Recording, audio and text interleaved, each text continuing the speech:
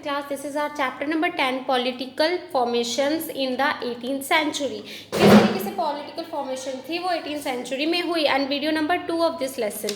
तो हमने अभी तक इसमें अपनी लेटर मुगल्स के बारे में पढ़ लिया था एंड उसके बाद हमने पढ़ लिया था पीरियड फ्रॉम 1748 से 1858 तक हम पढ़ चुके हैं. आज हम पढ़ेंगे फॉरेन इन्वेशन से, ठीक है, यानी कि जो बाहरी जो विदेशी लोगों ने हमारे इंडिया के ऊपर आक्रमण किया उसके बारे में हम लोग पढ़ेंगे.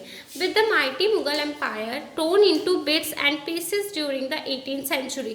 18th सेंचुरी में क्या हुआ था, जो मुगल एम्पायर था वो पीसेस में डिवाइड हो गया था. एक तरीके से कह सकते हैं डिवाइड हो चुका था. अब वो पहले की तरह इतना विशाल साम्राज्य नहीं रहा था. The Afghans rulers conducted a series of red from the north west of Delhi.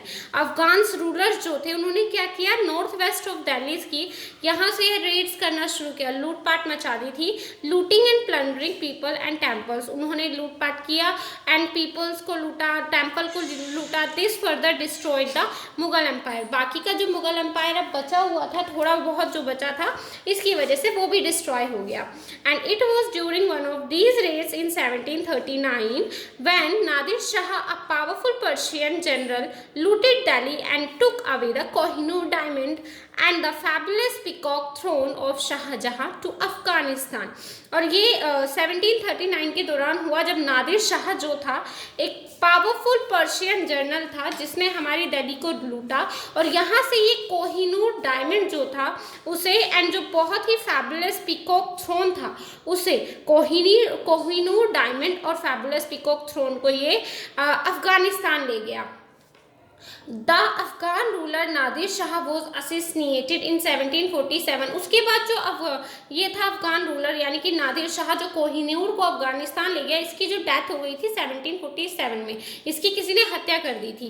Ahmad Shah Abdali was now the independent ruler of Afghanistan. तो अफगानिस्तान के जो रूलर बने वो थे अब्दली, ठीक है. इन द बिगिनिंग ऑफ 1748 ही conducted a series of raids and conquered Lahore, Kashmir, Punjab and Sindh.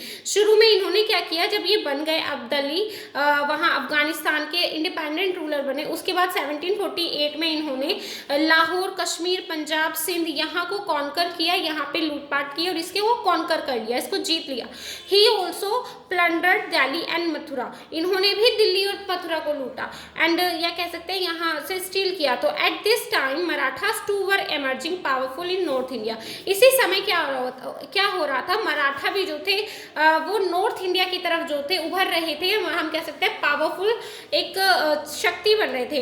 They challenged the Afghan viceroy in Lahore and drove him away. इन लोगों ने क्या किया, किसने, मराठा ने जो था वायसराय को चैलेंज किया लाहौर की और उसे वहां से भगा दिया. Thus the Marathas and not the Mughals were locked in battles against foreign इन्वेंडर्स.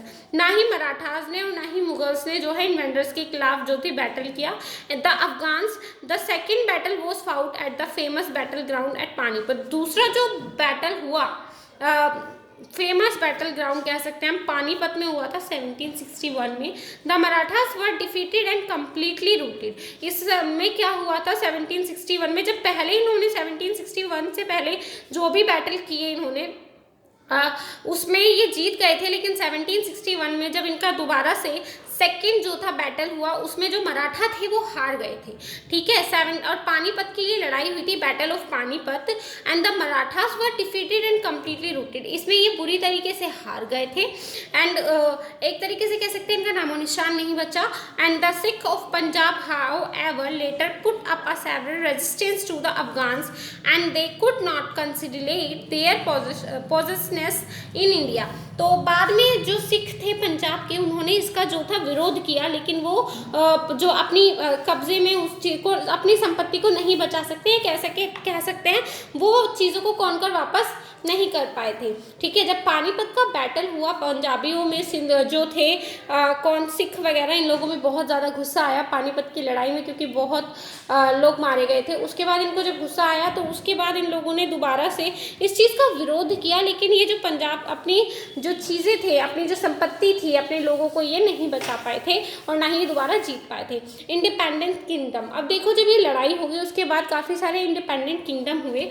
With the decline power of the Mughal empire in the 18th century there emerged various autonomous states. तो जब डिक्लाइन हो गया था किसका, मुगल एम्पायर का 18th सेंचुरी में, उसके बाद काफ़ी सारे हमारे सेल्फ गवर्न स्टेट्स थे, यानी कि एक तरीके से कहते हैं हर एक स्टेट जो था अलग अलग हो गया था, सेपरेट हो गया था।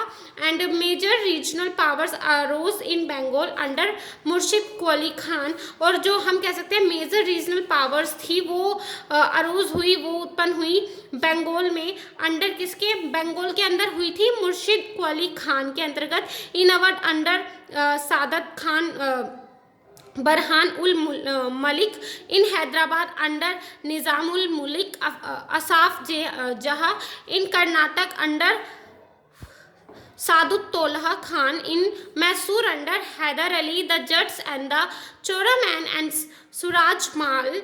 सूरजमाल and the Sikhs under Ranjit Singh. तो इन सब के अंतर्गत जो थी हम कह सकते हैं कुछ पावरफुल जो थी रीजनल पावर्स जो थी वो इमर्ज हुई, द जट्स। अब देखो जैसे कि जट, सिख, तो ये जो लोग थे ये कुछ रीजनल धर्म से संबंधित जो पावर थी वो जो थे इमर्ज हुए। जट्स कौन थे, the Jats occupied the region around Delhi, इन्होंने दिल्ली के अराउंड जो था ऑक्यूपाई किया अपने रीजन, मतलब वहाँ मिले ये। Agra and Mathura they were a hardly tribe and farmers bye occupation, ये हम कह सकते हैं ट्राइब्स होते थे और ऑक्यूपेशन इनका फार्मिंग होता था, कृषि वगैरह करते थे ये। Churaman and Raja Ram were the their famous village headman, तो इनके जो जट के जो फेमस विलेज हेडमैन रहे थे वो थे एक तो चौरामैन और एक दूसरा था राजा राम, ये दो जो इनके विलेज के हेड हम कह सकते हैं मैन रहे जो इनको इनके विलेज को पूरी तरीके से कंट्रोल करते थे। हु इंक्रीज देयर पावर्स, जिन्होंने अपनी पावर्स को बढ़ाया। And Badan Singh 1722 to 1756 AD organized the scattered Jats into a strong army and constructed many forts including the forts of Bharatpur and Deeg. तो इन्होंने क्या किया बाद में, जो बदान सिंह थे इन्होंने एक ऑर्गेनाइज्ड आर्मी जो थी डेवलप की, अपने जो फोर्ट्स थे उनको कंस्ट्रक्टेड करवाया और भरतपुर में भी इन्होंने और डीग में भी अपने फोर्ट्स बनवाए। He laid the foundation of a new ruling house of Bharatpur, इन्होंने क्या किया, न्यू फाउंडेशन रखी भरतपुर के अंदर, न्यू तरीके से रूल किया। Mughal empire Ahmad Shah gave him the title of Raja in 1752 AD, Mughal empire थे अहमद, इन्होंने टाइटल दिया था राजा का। किनको राजा का टाइटल दिया इन्होंने, जिन्होंने कौन थे, बादान सिंह को इन्होंने टाइटल दिया राजा का, किसने, मुगल एम्पायर अहमद शाह ने। 1752 में ही son Surajmal extended his territories which included the district of Agra, Mathura, Meerut, Aligarh, Etawah, Dholpur and some places of Haryana. Thus he established the first Jat kingdom, तो उनके जो बेटे थे सूरज, ठीक है, जो राजा यानी कि जो मुगल एम्पायर अहमद शाह थे उनके जो बेटे सन थे सूरज माल, इन्होंने क्या किया, इनकी टेरिटरीज को जो था एक्सटेंडेड किया, आगरा में, मथुरा में, मेरठ में, अलीगढ़ में, तो यहाँ पे इनकी टेरिटरीज को इन्होंने एक्सटेंड किया था। अब बात करते हैं सिखों की, तो ये बात होगी जट की, तो जो एक न्यू जो हमारी रीजनल पावरफुल जो एक तरीके से कह सकते हैं न्यू एक तरीके से रीजनल हमारा जो शक्ति एक तरीके से उभर रही थी वो थे जट्स, दूसरे थे सिख, ठीक है। अब सिख्स के बारे में पढ़े, देखिए Sikh, the Sikh Guru Gobind Singh transform the Sikh into a military community और खालसा, जो सिख थे गुरु गोबिंद, इन्होंने क्या किया था, सिख की एक मिलिट्री बनाई और इस मिलिट्री को कम्युनिटी इसको ट्रांसफर किया खालसा में। When the Mughal empire weakened after the innovations of Nadir Shah and Ahmad Shah Abdali, the Sikh became more powerful, जब मुगल एम्पायर पे जब मुगल एम्पायर जो था वीक हो गया था, कमज़ोर पड़ गया था और जो बाहरी आक्रमण हुए, विदेशी आक्रमण हुए, तो जिसने नादिर शाह और अहमद शाह अब्दाली थे, उसके बाद जो थे सिख और भी ज़्यादा पावरफुल हो गए थे। The Sikhs gradually expanded their kingdoms in the 18th century from Indus to Jamuna, Jamuna, ठीक है। तो सिखों ने क्या किया था कि अपने किंगडम को एक्सपेंडेड किया और 18th सेंचुरी में इंडस से जमुना तक। Finally a Sikh chief named Ranjit Singh conquered Kashmir, जो सिख था, एक सिख था, क्या नाम था उसका, रंजीत सिंह, इन्होंने कश्मीर को कॉन्कर कर लिया, पेशावर और मुल्तान एंड इस्टेब्लिश्ड, और इन्होंने पेशावर मुल्तान को भी कॉन्कर किया and established an independent Sikh state with his capital eight Lahore, और इन्होंने इस जो है इंडिपेंडेंट सिख जो स्टेट था उसको इस्टेब्लिश किया। लाहौर के लाहौर को इन्होंने कैपिटल बनाया उसका। पंजाब फ्लोरिस्ड अंडर महाराजा रंजीत सिंह, पंजाब जो था वो फ्लोरिश हुआ महाराजा रंजीत सिंह के अंतर्गत। Who was a strong and courageous soldier, ये एक बहुत ही स्ट्रॉन्ग और करेजियस सोल्जर्स थे। एंड एफिशिएंट एडमिनिस्ट्रेटर थे एंड अ स्किलफुल डिप्लोमेट थे। His presence held back the east India company, इनकी किसकी, महाराणा रंजीत सिंह की प्रेजेंस ने ईस्ट इंडिया कंपनी को भी पीछे छोड़ दिया था। डेवलपमेंट में ये उनसे भी आगे निकल गए। It was only after his that the Punjab was annexed in 1849.